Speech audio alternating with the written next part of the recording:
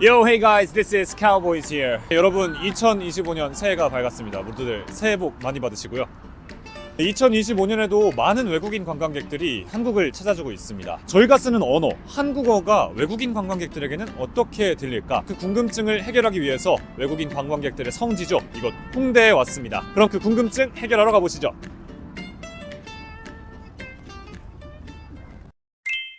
First of all, what's your name and where are you from? I'm Natasha. I'm from Russia. I'm Brad. I'm from Sydney. I'm from the United States. My name is Lane.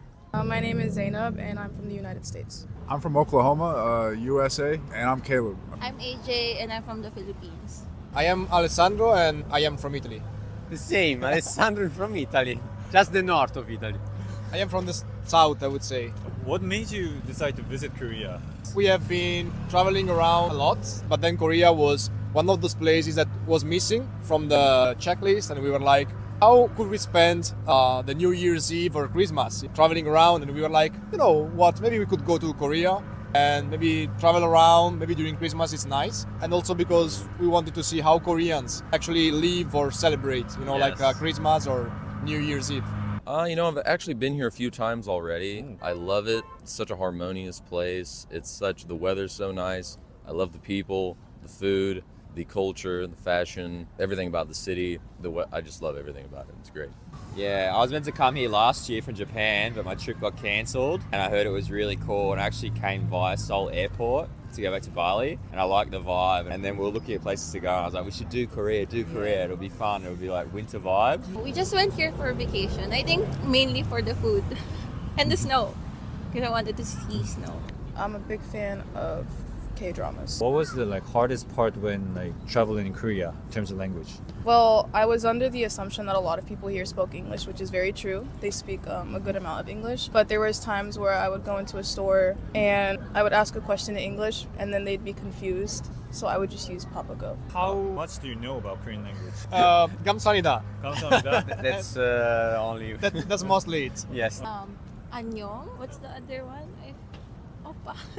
You know the meaning of oppa? Yeah, I think it means older brother or like Oh, endearment. I know. Right? Yeah, I If know. you like someone, you're gonna call them Oppa. What makes it hard for you to learn it? Actually, we had a lot of chats about it, like we're also driving or roaming around about how is Koreans for us Europeans to learn to speak, to pronounce. And I think it's very high language barrier for us. We asked a friend of mine about how to read Koreans and he tried to explain us, but it's a logic that's not really in our, habits. So I would say first the logic behind reading and also the sounds. I think we lack many of the sounds that you actually have. But I think that with time it's possible to learn. But I think it's not very straightforward for us Europeans actually.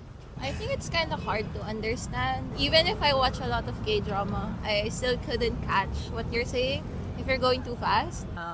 We're trying to learn a little bit, but it's very hard. I think it's hard because it's hard to hear, like, put into our English what the sound is.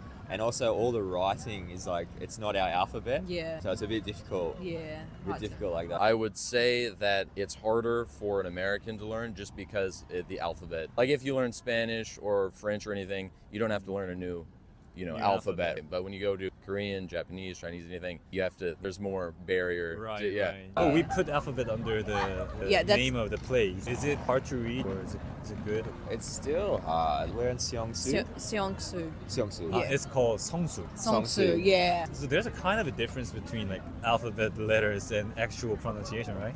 Definitely that one. So we'd say Seong. I'd see it as S-E. Yeah. I would say it's hard to pronounce too. Even some of the main palaces and stuff, I'll try to ask people where they are and it's just, I feel like I'm trying my best, but the little intonations here and there, it's just hard to pronounce correctly. It sounds a lot like Japanese. I think Korean sounds a bit stronger. Kind of sound mad sometimes.